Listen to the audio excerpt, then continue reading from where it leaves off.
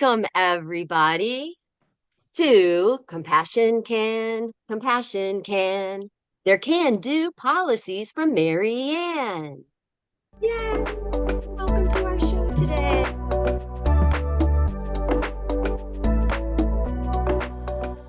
Hi, my name is Nathan Suko. I live in Wisconsin.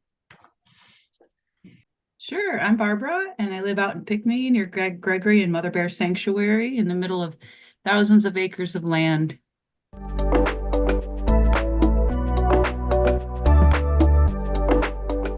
But we're moving into our first round, which is the Compassion Can. And in this round, we'll go first with Nathan and then with Barbara. I'm going to pull out two policies from the Compassion Can. And you pick one policy that you can speak to. So maybe it's the one that you know the most about, or maybe it's the one that pulls most at your heart for whatever reason and whatever you have to say about it. Here we go. I'm taking up the Compassion Can.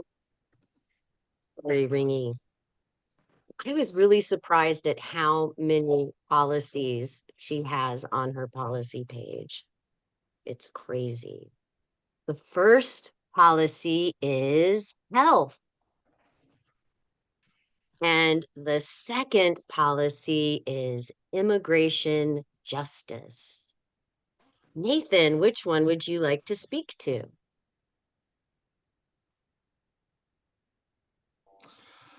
I'm gonna go. This is hard. I'll go with health. I'll put my own disclaimer in.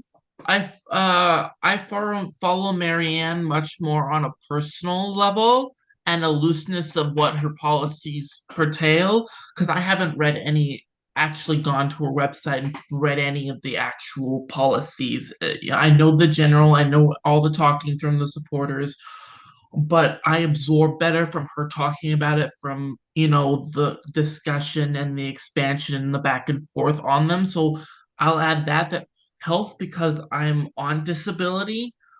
And uh you could say I'm in the top 20% solely because I'm taken care of. I live in Wisconsin.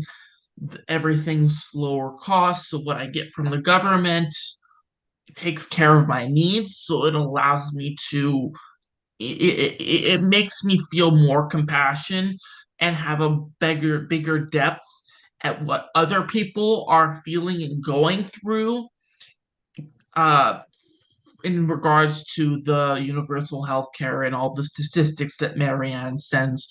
So it's really important to me because one, I've been taken off my disability twice when they were determining whether I was disabled or not.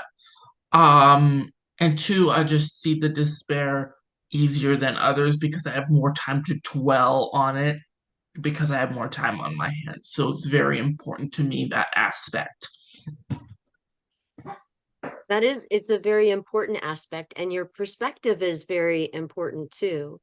And I do want to say to you and to uh, everybody on the whole planet, you know, you details of all the policies to be supportive of Marianne.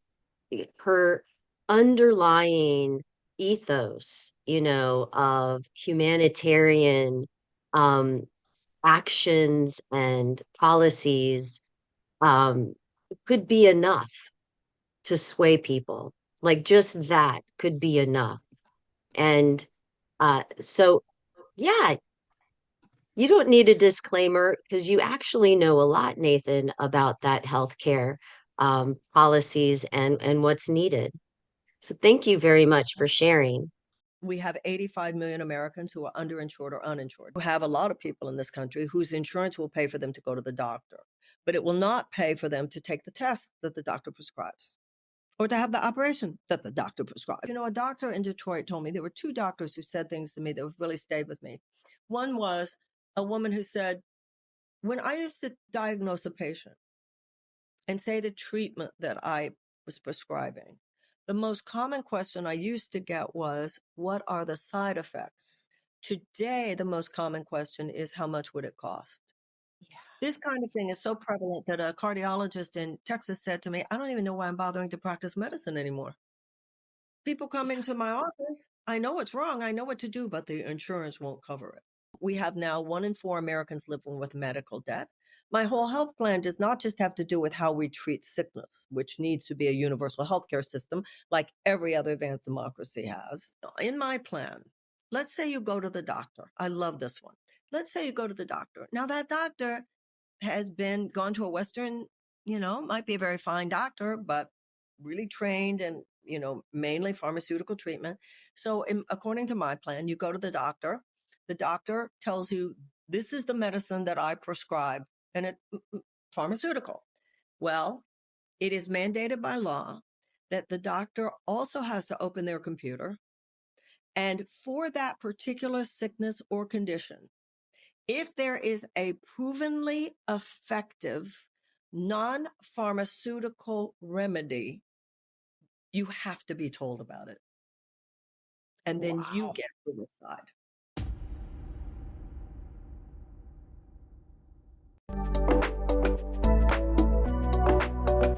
Now we're going to do our compassion can questions for Barbra. So unmute yourself, shaking up the compassion can, wondering what policies will come out for Barbra to choose from.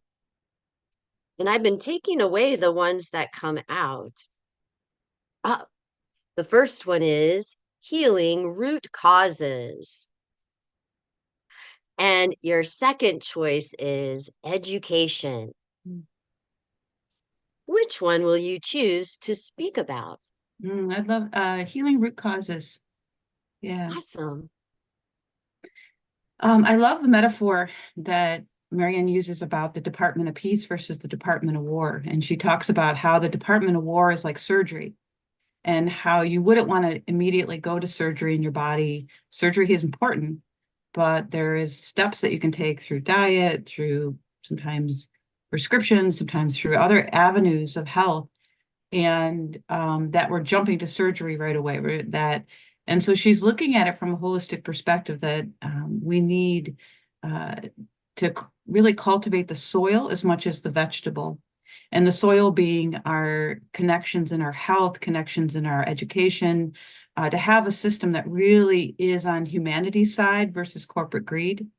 A system that really looks at that. She said something in one of her lectures the other day that really touched me. And it was like, as much as I grow, evolve, and do work with helping humanity, it really, really blew me away. And it was, she said, okay, as we do reparations, as we make social healthcare available for all, as we create an educational system where people are not $100,000 in debt, teachers, right? All these these amazing teachers that are just trying to pay their debt. We create a system and we give back financially to the people. It makes the people healthier. And I knew there was a part of me, I think in my white fragility, that said, oh, reparations, you're going to give money to the African Americans. And what about me? And it wasn't like, that's not all of me, please. That's not all of me. But I could feel that little part, right? And then there was a part of me that goes, oh, I was in scarcity thinking. I got to get mine. And so she looks at it from a root cause. She holds team humanity in a way that's very advanced to understand that as we give back to education, to a healthcare system available for all, to a system that actually works in supporting people versus corporations, that makes the whole system healthier. That makes everyone healthier. And I had a blind spot of really seeing the full capacity of that. And I'm like, wow, how many people have blind spots thinking we got to be in the scarcity, I got to get mine, pathological individualism bull squat that is not like we're in the scarcity thinking and to understand that as we help the whole system, which is what she sees, it helps the root causes. And she's absolutely phenomenal in that. She's absolutely phenomenal in her capacity to see that and act from that. It's far advanced, and this caveman way of moving, of I gotta hit you over the head with a bigger club kind of way of moving in our politics. She really understands it's about the people. And she's far beyond her time. My fellow Americans, we're headed for the iceberg. That iceberg could be a climate catastrophe, it could be an AI catastrophe, it could be a nuclear catastrophe. And you have one major political party headed right there, and you have another major political party, which, under the leadership of its established corporatist wing, is moving there more slowly and would hit it at a different angle.